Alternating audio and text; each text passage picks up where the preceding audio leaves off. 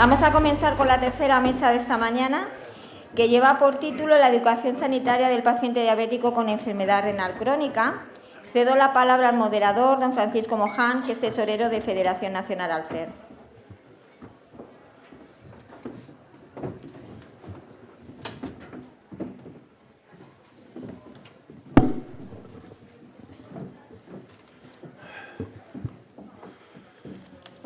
Muchas gracias, Ana. Buenos días de nuevo a todos. Después de este breve descanso, creo que nos hemos merecido, además fructífero por lo que hemos escuchado hoy aquí en esta mesa, y seguiremos con ello. Para esta ocasión vamos a tener con nosotros a doña María José Soler, que nos va a hablar desde el punto de vista profesional sanitario sobre la educación sanitaria en el paciente diabético con enfermedad renal crónica. Cuando quiera usted. Muchas gracias. Muchas gracias por la invitación. Estos son mis conflictos de interés. Voy a empezar por la introducción, 10 minutos, no os quiero aburrir. Diagnóstico, estrategias, diferentes fases de la enfermedad renal crónica, qué tratamientos tenemos, enfermedad renal diabética, qué tratamientos tenemos ahora y conclusiones. ¿Es común la diabetes? Sí. ¿Y es común la enfermedad renal crónica en la diabetes? También. 4 de cada 10 pacientes con diabetes tipo 2 tienen enfermedad renal crónica. ¿Cuál es nuestro problema? Que no lo sabemos, que muchos están infradiagnosticados. 1 de cada 4 pacientes que entran por una puerta de diálisis tienen diabetes, con lo cual es común y se tiene que hacer algo. ¿Qué pasa si yo tengo enfermedad renal crónica y tengo diabetes? Que mi mortalidad aumenta. Si tengo albuminuria, un 17%, 17,8%. Si tengo alteración del filtrado glomerular, 24%. Y si tengo las dos cosas a los 10 años, un 50%. Ya ni llegan a diálisis. Ya no llegan a diálisis.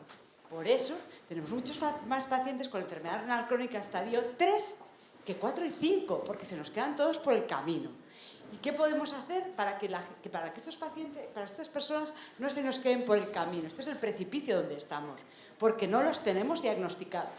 Ustedes saben que hay un cribaje nacional de cáncer de colon. Cuando llegas a determinada edad, te llega a tu casa una cartita para hacer un FECATES. ¿Ha recibido alguien una carta para hacer una albúmina partido por creatinina, una albuminuria que no cuesta nada y una creatinina? Nadie. Y ustedes tienen la posibilidad de hacer eso y de hacer que ustedes los pacientes, porque las personas con enfermedad renal, porque a nosotros los médicos no nos oye nadie. Y ustedes tienen la posibilidad de hacer que el Ministerio les oiga y que se active. A mí me parece mucho más fácil hacer un pipí que coger una muestra de heces, sinceramente. Luego ir a por una colonoscopia. Y es muy fácil y muy barato. ¿Cómo se diagnostica? El problema tenemos infradiagnóstico. 2 problemas claves en el infradiagnóstico. 1, no lo testamos. La creatinina aún, la gente suele tener una creatinina, pero el cociente de albúmina creatina jamás.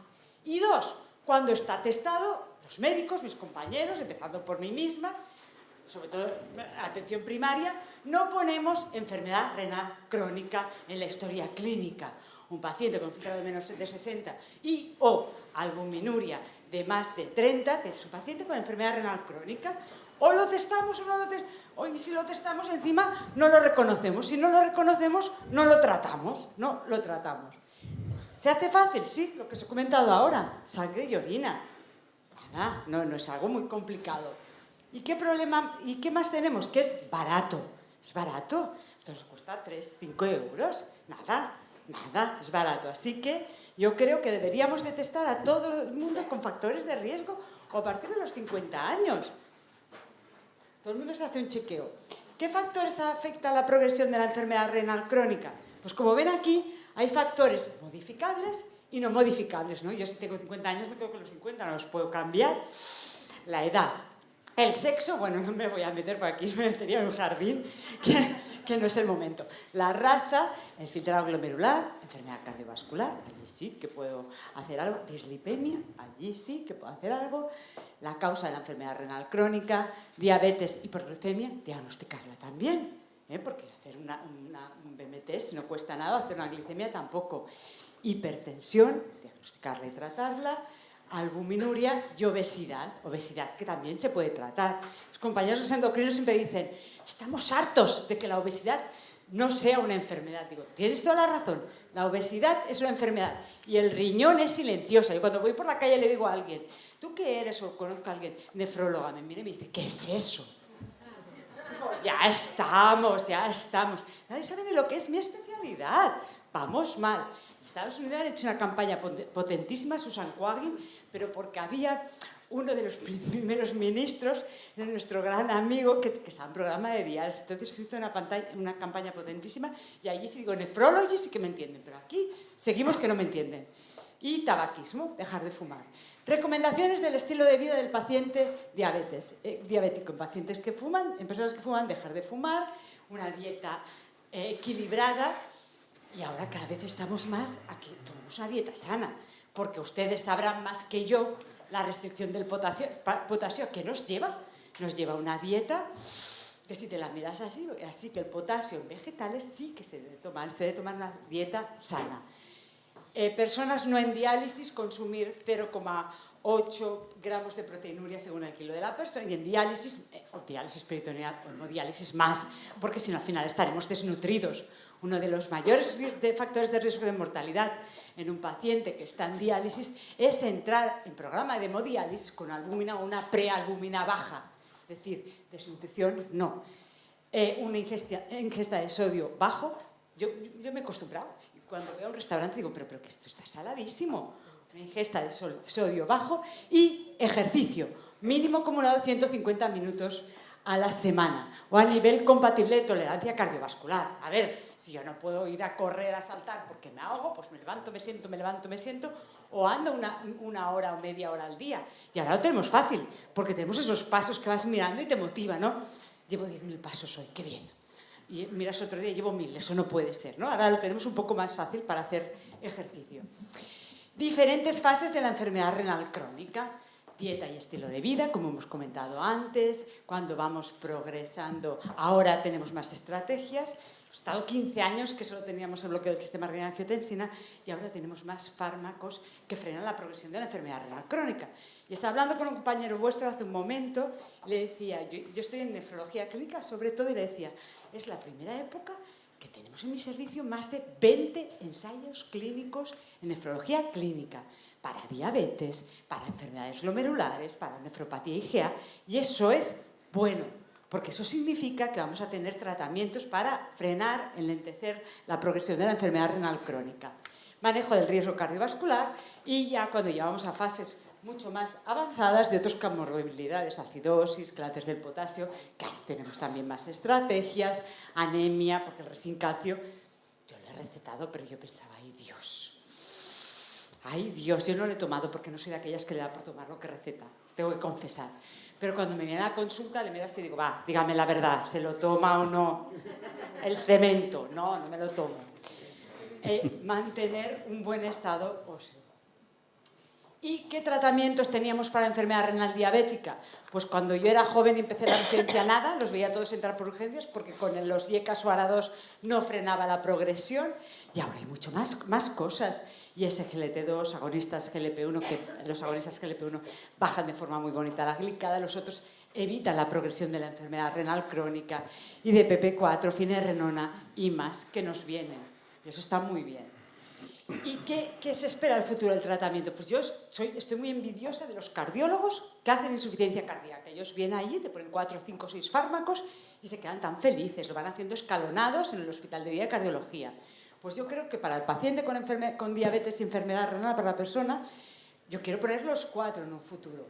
Quiero poner un bloqueo del sistema renina-angiotensina, un ISGLT2, un agonista GLP-1 y una finerenona. Los 4 y todo lo que evite que este paciente progrese. Porque el objetivo es no llegar a enfermedad renal crónica terminal.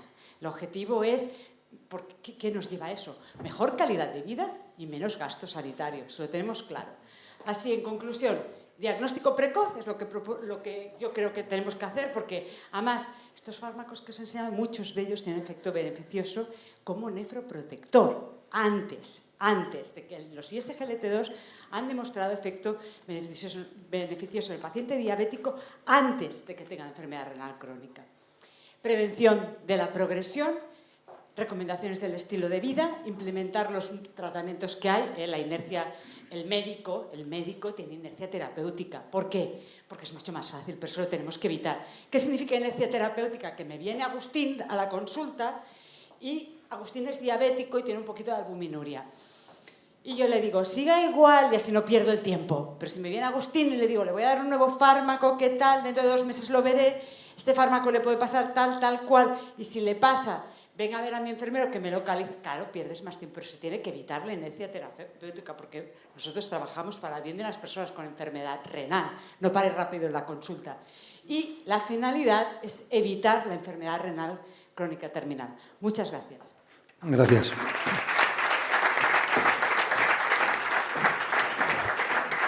Muchas gracias, doctora.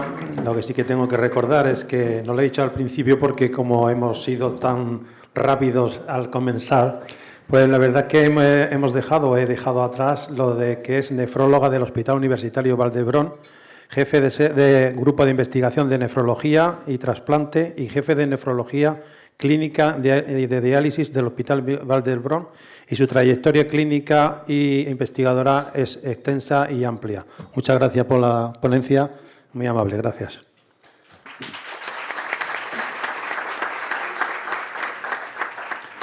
Seguimos con el punto de vista del paciente con diabetes y lo hará don Jesús Ignacio Lozoya.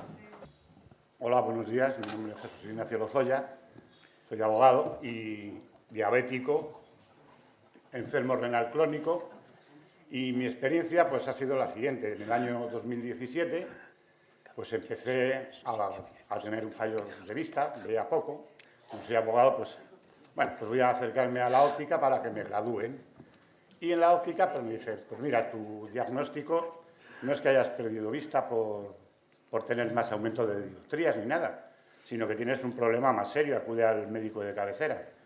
Yo, como siempre he sido muy brutito, o era muy brutito, pues digo, bueno, pues iremos al médico de cabecera. El médico de cabecera me derivó al oftalmólogo y el oftalmólogo me dijo, pues puedes tener 2 problemas. 1, tensión, y 2, diabetes. Yo, pues ignorante de mí, pues dije, pues tendré tensión alta porque diabetes, pues no me gusta mucho el dulce. Y, pues, ¿qué le vamos a hacer?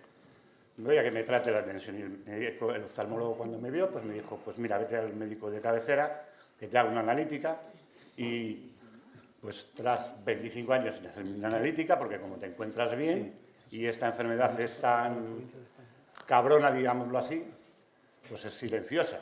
Y una vez que fui al médico de cabecera me dijo que tenía diabetes y que me podía haber dañado un poquito el riñón. Bueno, un poquito el riñón, pues, ¿qué os voy a decir?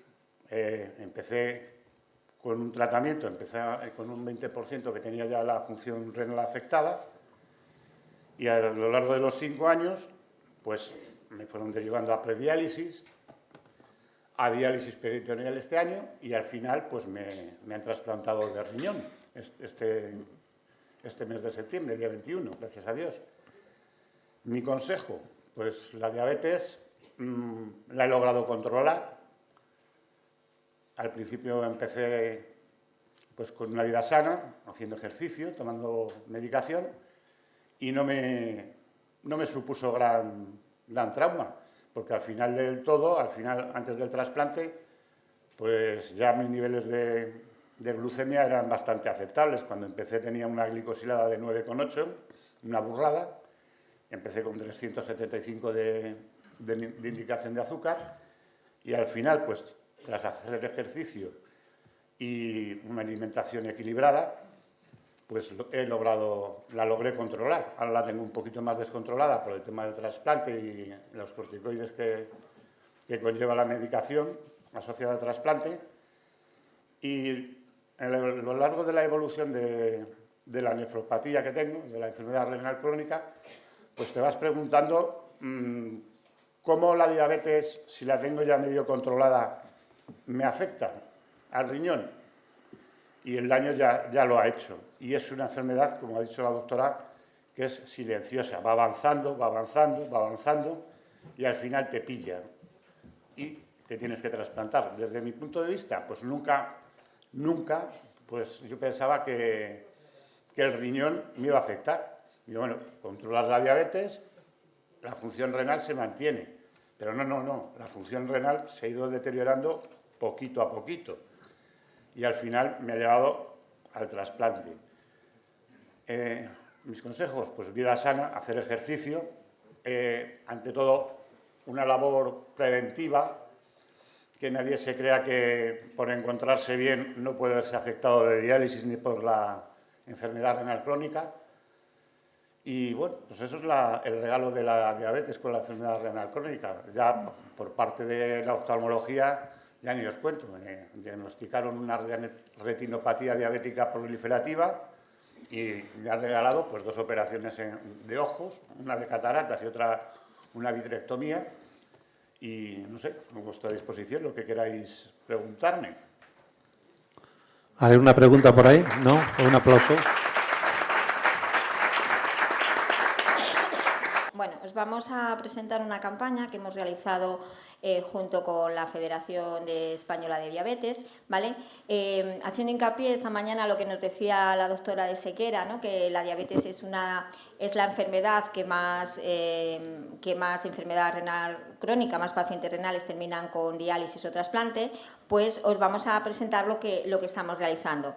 DEVELA es la campaña educativa para la sensibilización y valoración de la enfermedad renal crónica en personas con diabetes. Vale, nosotros, bueno, os vamos a presentar los objetivos de esta campaña, ¿vale? Y las fases en las que ya hemos trabajado porque no está finalizada. Como objetivos de la campaña, ¿qué es lo que queremos saber? Es analizar las necesidades informativas de los pacientes con diabetes y que terminan en enfermedad renal crónica. Vamos a elaborar unos materiales informativos para las personas con las necesidades que tienen los pacientes con estas patologías, ¿vale? Es que me pongo aquí porque soy un poco chiquitilla, ¿no? ¿Vale?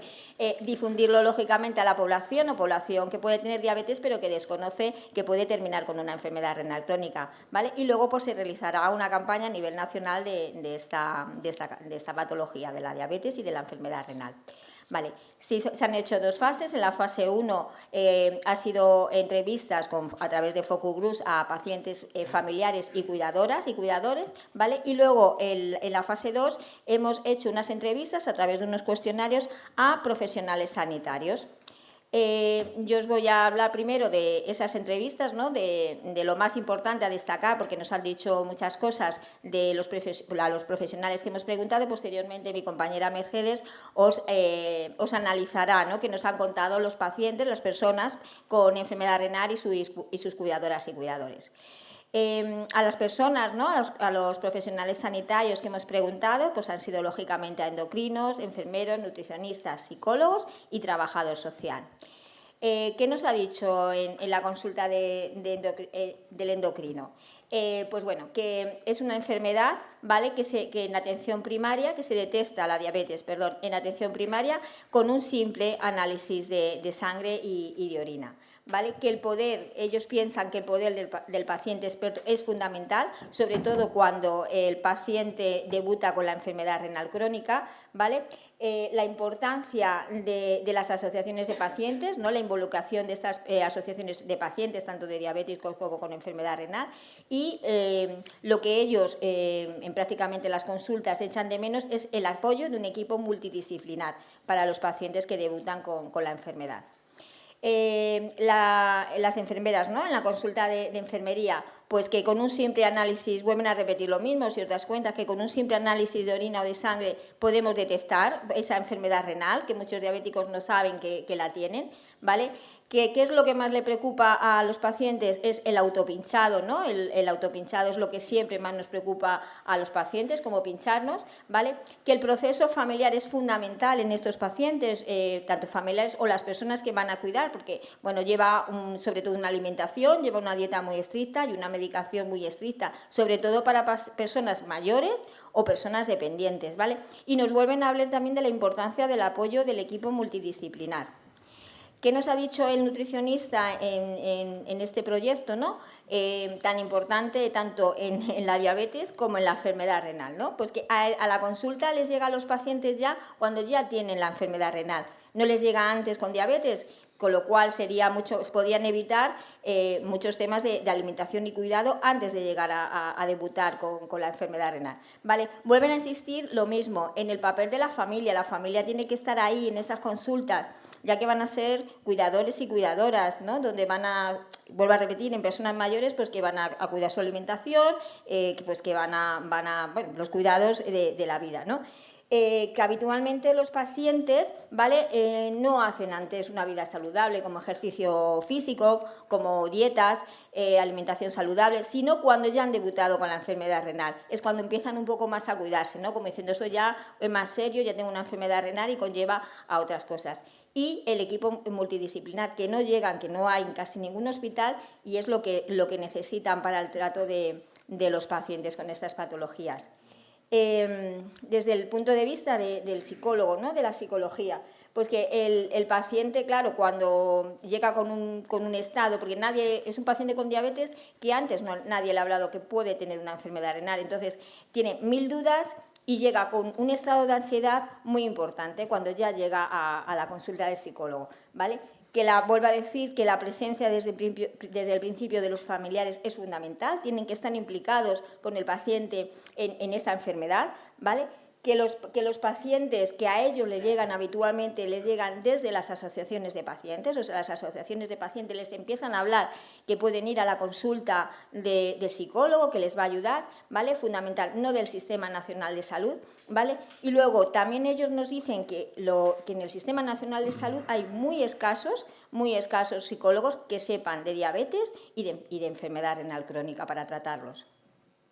Desde el punto de vista del trabajador social, ¿vale? Que son pacientes con un largo recorrido en diabetes, pero que debutan con la enfermedad renal, ¿vale? Que te cambia mucho la vida, ¿no? De tener una diabetes a ya tener una enfermedad y unos tratamientos sustitutivos. Importante el cuidado con el familiar, vuelven a hablar de la implicación del familiar, en eso coinciden casi todos los profesionales a los que hemos preguntado, ¿vale? Que la diabetes y la enfermedad renal es una patología con mucho abandono, con mucho aislamiento social y con muchos problemas en la vida laboral cuando uno debuta, ¿vale? Y ellos piensan que el papel del paciente experto, ¿no? es fundamental para sobre todo en los inicios de la persona que debuta con esta enfermedad. Vale, y muchas gracias y espero que... Toma la palabra doña Mercedes Maderuelo, y gerente de la Federación Española de Diabetes. Muy bien, pues muchísimas gracias. Muchas gracias. Bueno.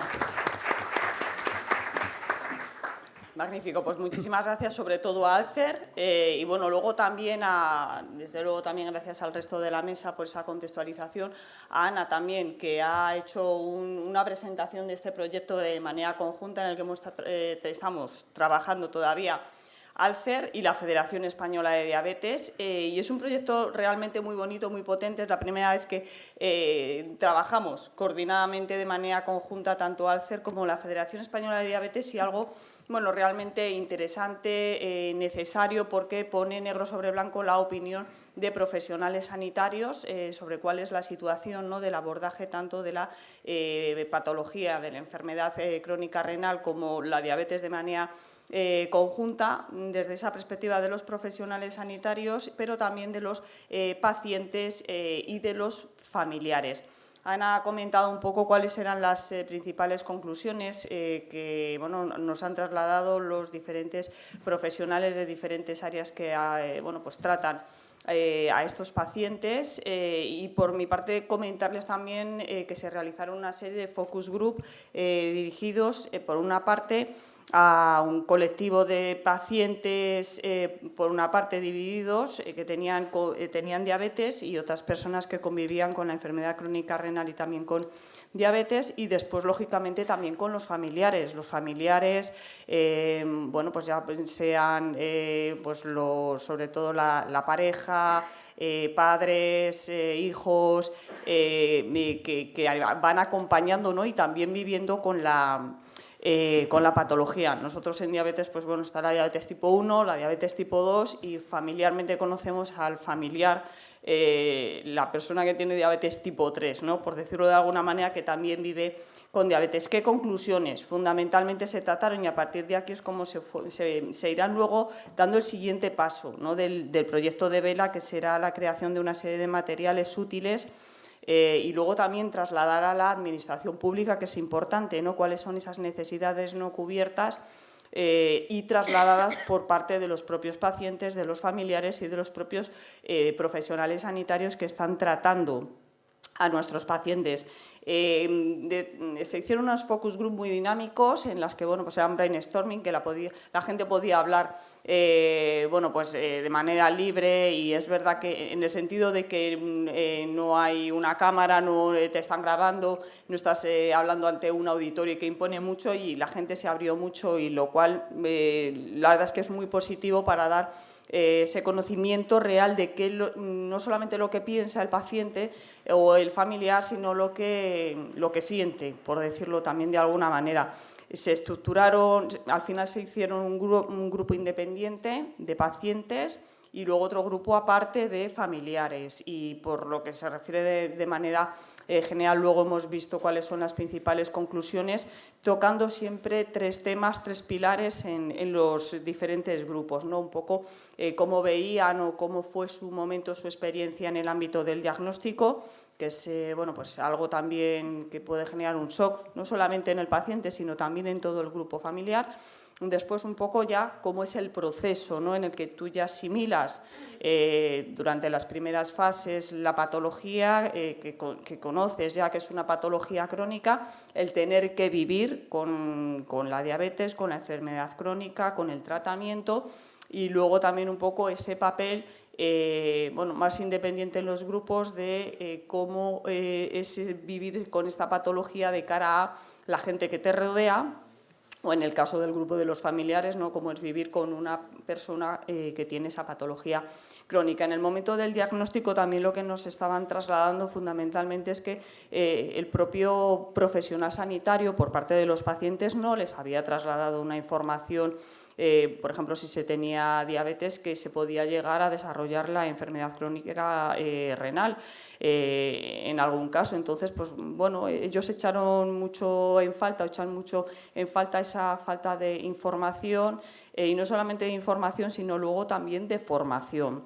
En el caso de algunos pacientes, bueno, pues al final el vivir con la patología les hace ser pacientes expertos, y en alguna ocasión pues se han encontrado con profesionales que bueno, pues que a lo mejor incluso no estaban adecuadamente formados, y sobre todo quizás porque es el propio Sistema Nacional de Salud en el que tampoco les apoya o les proporciona también esa formación necesaria, derivando luego en otra de las grandes conclusiones, ¿no?, de estos grupos, de que el Sistema Nacional de Salud, tanto de los profesionales, tanto dicho por los propios pacientes como de los familiares, no está preparado, no está ajustado a las necesidades del paciente. Quizás a lo mejor falta de recursos, falta de preparación.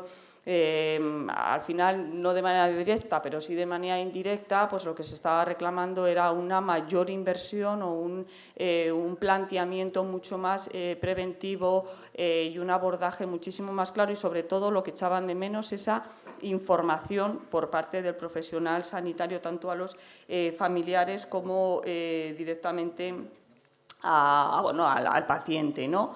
Y luego otro tema muy importante, que era el tema de vivir con la diabetes, ¿no?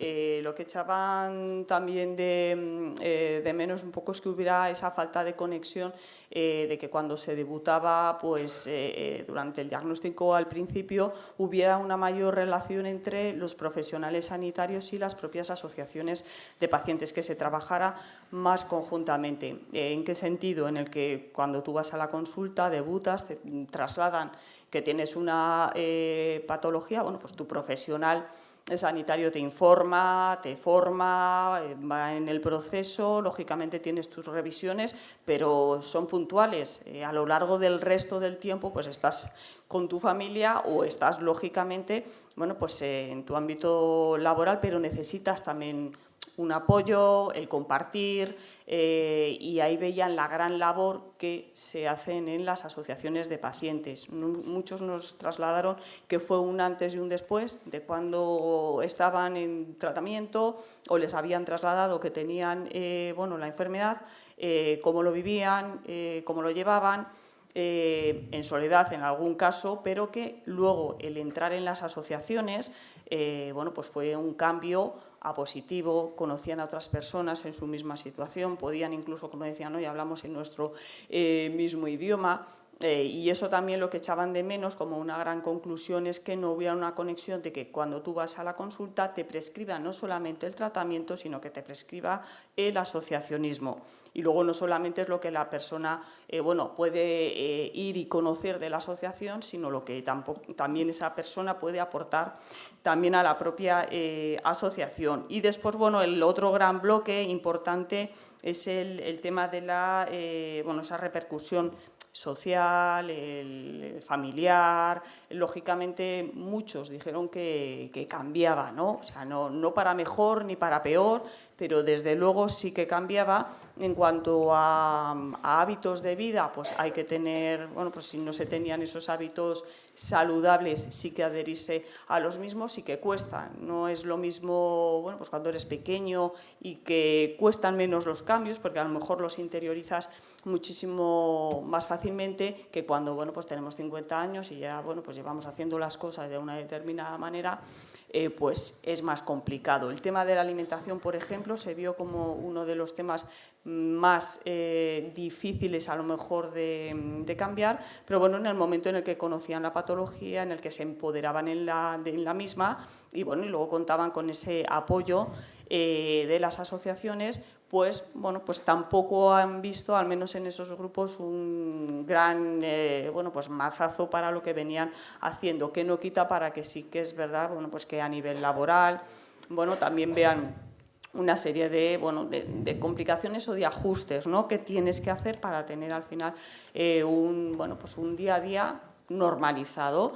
Y también como gran conclusión el apoyo emocional, que decían que la parte más física, más de tratamiento farmacológico y demás, pues sí que estaba contemplado, estaba lógicamente cubierto con sus más o sus menos tienen su respuesta, pero el apoyo psicológico también es muy importante, y no solamente en el momento del debut, que que es el shock, ¿no?, inicial, sino durante la progresión, el día a día, porque hay fases, lógicamente hay momentos en los que es necesario contar con ese apoyo emocional, porque es vivir con una patología las 24 horas del día, los 7 días de la semana y durante toda la vida. Y estos eran las grandes conclusiones, se habló de mucho más y demás, pero estas son las grandes bloques, conclusiones que se sacaron, y a partir de aquí será el siguiente paso de analizar todos esos feedbacks de pacientes, de profesionales sanitarios, de los familiares, y poder avanzar en crear materiales potentes y que, lógicamente, trasladar estas peticiones no cubiertas a la Administración pública. Y esto es todo por mi parte. Muchas gracias. Muchas gracias.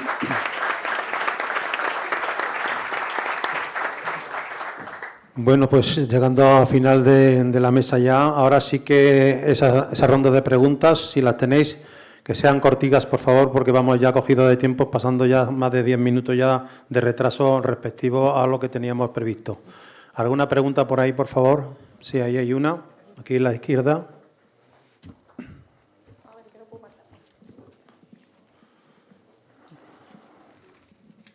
Hola, es una pregunta para la doctora Solé. Ha comentado que es habitual que los pacientes con diabetes acaban haciendo una enfermedad renal. Y al revés, ¿es habitual que pacientes en enfermedad renal ya trasplantados acaben haciendo un debut en diabetes a causa de la medicación que se toma? Si solo fuera el trasplante, a mí me pasa que en la consulta, con que yo estoy sesgada, yo cuando llevo pacientes con enfermedad renal crónica, voy pidiendo siempre la glicada y me dedico a diagnosticar diabetes y tratar. Y no solo es el trasplante. Por ejemplo, yo tengo una enfermedad glomerular, hay muchas enfermedades glomerulares que se tratan con esteroides. Y los esteroides son la primera causa de diabetes secundaria. Entonces, sí, entonces nosotros tenemos, ya no es por el vicio, pero nosotros tenemos que cuidar a nuestros pacientes y diagnosticar la diabetes de forma precoz y tratarla bien, porque ahora somos afortunados. Yo cuando era joven, hace 2 días, venía un paciente a la consulta y tenía un filtrado glomerular de menos de 30, cogía y decía, saca la metformina, empieza la insulina, y ese paciente empezaba a engordar y a engordar por la insulina, pero ahora no, ahora tengo agonistas GLP-1 que encima pierdes peso, tengo ISGLT2 que encima son protectores de progresión renal, entonces el nefrólogo tiene que diagnosticar cuando acontece y tratar. Que me gustaría preguntarle, ¿puedo ser un poco atrevida? Sí. Me gustaría preguntarte, tú ahora que estás trasplantado, ¿qué llevas para la diabetes? Pues mira, actualmente... Si no quieres contestar, no, que sí, no, sí, es sí. algo íntimo. No, nada, no pasa nada. Es muy íntimo. Pues mira, para la diabetes, más ejercicio, me he autodisciplinado con más ejercicio y estoy tomando Tragenta y, ¿cómo se llama? Es que no me sé nunca el nombre. Repaglinida, eso es. Y de momento, pues ahí estamos jugando entre la nefróloga y yo a ver si se va controlando, porque fue curioso, como os he dicho, que una vez trasplantado, de tener los niveles de azúcar bien, a dispararse un poco. Siempre lo hemos acusado a los corticoides, pero bueno, estamos ahora peleando con la diabetes después del trasplante, a ver si logramos regular el nivel de azúcar en sangre. El trasplante, aparte de los corticoides, lo que también acontece es que uno suele aumentar peso, porque viene de diálisis con una restricción de dieta brutal, que yo cuando la receto me da pena, digo, esto es horrible, viene de diálisis con una restricción de dieta brutal y entonces se abren puertas entre los esteroides que te hacen ganar peso y la dieta que puedes tenerla más libre. Entonces yo recomiendo ejercicio y pérdida de peso porque ganar la obesidad también favorece la diabetes. Sí, eso es. Te veo bien a ti, ¿eh? Que eso es fundamental. No. Es que la dieta es fundamental después, porque me lo advirtieron, que una vez trasplantado, como podías comer más, y la cortisona te da hambre, que podías engordar mucho. Entonces, es una recomendación fundamental y hay que hacerle caso. De momento me estoy manteniendo. No hay nada mejor que un piropo de una doctora o un enfermo renal. Desde luego, hoy has conseguido, Jesús. Enhorabuena. ¿Alguna pregunta más en la sala, por favor? ¿Nada? Allí me están haciendo señas como diciendo, ya sigue. Bueno, pues nada, pues entonces un aplauso para todos ellos y pasamos a la siguiente mesa. Muchas gracias.